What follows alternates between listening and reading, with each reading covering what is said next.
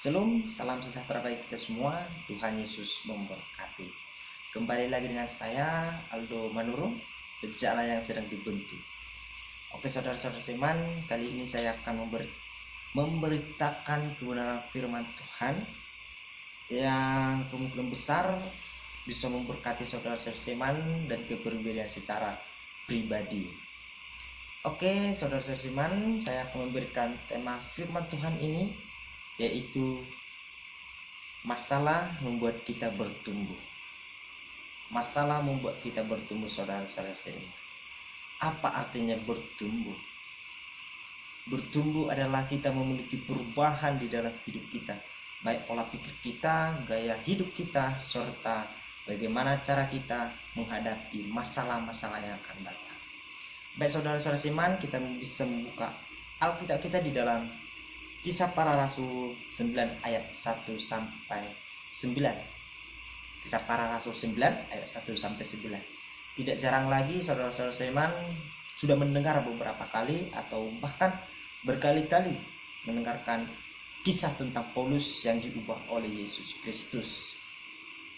Kita mengetahui bahwa tidak jarang lagi kita mendengarkan bahwa kisah ini adalah cerita tentang pertobatan Paulus, dari seorang penindas Injil Kristus yang garang menjadi seorang percaya dan pemberita Injil terkenal dan terkemuka. Bahkan kita dapat merasakan dampaknya sampai saat ini. Kita sudah mengetahui bahwa latar belakang Paulus ini adalah orang yang sangat-sangat jahat, orang yang sangat-sangat benci tentang ajaran Kristus.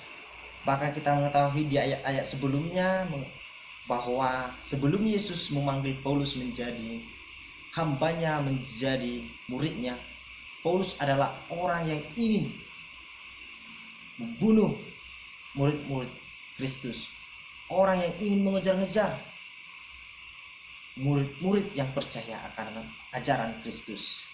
Namun setelah kita membaca di ayat Kisah Para Rasul 9 ayat 1 sampai 9 ini, bahwa Paulus diubah dan dibentuk oleh Yesus Kristus.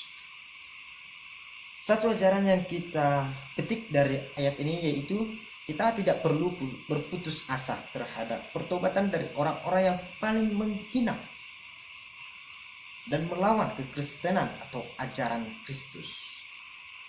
Karena kita percaya bahwa kuasa Tuhan Yesus mampu mematahkan kehendak yang keras dari seorang yang sekaligus paling berdosa. Allah telah menentukan alat-alat yang ia pakai dalam pelayanannya dan mampu menyesuaikannya untuk rancangannya melalui pasar kudus. Kita tidak perlu berputus asa, kita tidak perlu iri, kita tidak perlu cemburu kepada orang-orang yang dahulunya tidak mengenal ajaran Kristus, namun berbalik mengikuti ajaran Kristus. Kita tidak perlu berpikir bahwa kenapa orang tersebut bisa lebih bertumbuh dari saya, kenapa orang tersebut bisa lebih mengenal akan kepercayaan ajaran Kristus, mengapa dia lebih beriman kepada saya. Kita tidak perlu cemburu saudara-saudara seiman, sebab kita bersyukur akan hal ini. Kita bisa merenggut satu nyawa orang, satu jiwa orang ke dalam ajaran Kristus. Seharusnya kita bangga ketika orang yang belum mengenal ajaran Kristus dahulunya, namun kembali ke ajaran Kristus dan percaya kepada Kristus bahwa Kristus adalah juru selamat. Seharusnya kita bangga sebagai orang-orang yang percaya terlebih dahulu kepada Kristus.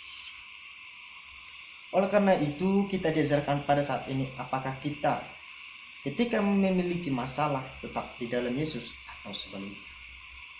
Ketika Yesus memanggil Paulus menjadi muridnya, bagi Paulus tidaklah hal yang mudah, sebab Paulus memiliki penderitaan, masalah, pergumulan yang dihadapinya, yaitu dia tidak dapat melihat selama 3 hari 3 malam, tidak makan selama 3 hari 3 malam. Bahkan di tengah perjalanan dari Damsyik ke Tarsis, dia harus ditopang oleh teman-temannya pada saat itu.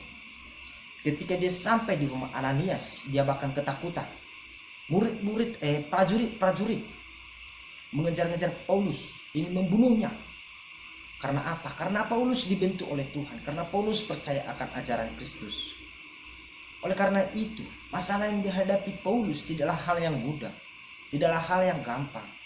Karena dia harus berani berkorban dirinya untuk memberitakan kebenaran firman Tuhan. Namun oleh karena itu saudara-saudara seiman, ketika Paulus melewati proses-proses yang dihadapi, kita dapat merasakan kehadiran Tuhan melalui tulisan-tulisan Paulus. Sangat berdampak kehidupannya, sangat berdampak firman Tuhan yang dituliskannya pada saat ini. Oleh karena itu kita harus bangga punya Yesus Kristus yang dahulunya seorang Paulus adalah seorang pendosa, seorang pembenci akan ajaran Kristus, dibentuk. Karena itu kita sebagai orang-orang yang percaya dari kecil sampai dewasa harus memberikan dampak. Di dalam masalah kita harus bisa bertumbuh, harus bisa memiliki iman. Terkadang saudara-saudara seiman, saya berpikir bahwa ketika saya mempelajari tentang masalah Paulus ini, saya menarik dalam kehidupan saya. Saya ingin bertanya kepada saudara-saudara seiman, apakah ketika saudara-saudara seiman memiliki masalah atau pergumulan, segera datang kepada Yesus atau bahkan mengandalkan kekuatan Anda? Kita dapat bertumbuh di dalam iman, kita dapat bertumbuh di dalam Yesus Kristus. Ketika kita memiliki masalah, kita harus bersyukur. Kita harus memiliki rasa syukur kepada Tuhan. Karena apa? Karena di balik permasalahan itu, karena di balik pergumulan itu, kita lebih diajak Kristus untuk lebih dekat lagi kepadanya. Kita lebih diperhatikan oleh Yesus supaya kita tetap berada di dalam jalan kebenaran. Tetapi saudara-saudara seiman, banyak orang yang memiliki masalah pada saat ini mengambil keputusan yang sangat luar jangkauan kita. Tidak banyak kita lagi mendengar bahwa ketika orang memiliki masalah,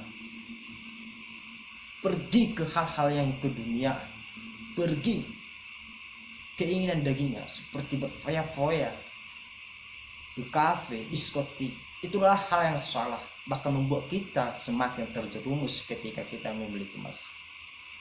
Oleh karena itu kita sebagai orang-orang yang percaya kepada Yesus Kristus, orang-orang yang memang betul-betul mempercayai Yesus sebagai juru selamat kita, ketika kita memiliki masalah, ketika kita memiliki pergumulan, harus sanggup mengatakan bahwa saya bersyukur di balik permasalahan ini. Saya bersyukur di balik pergumulan ini. Karena di balik pergumulan ini saya meyakini iman saya semakin bertumbuh, iman saya semakin dewasa.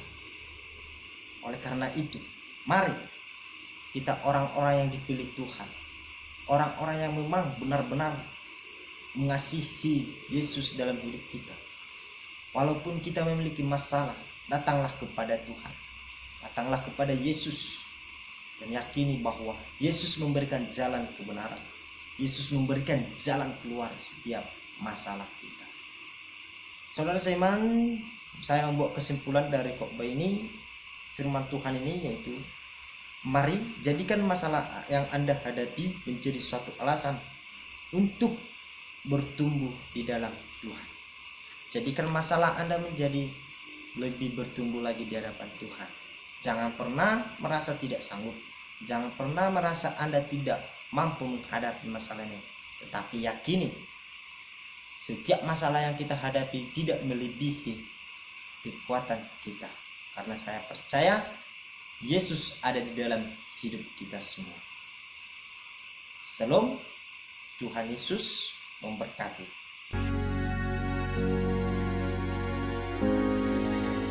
Sungguh besar setia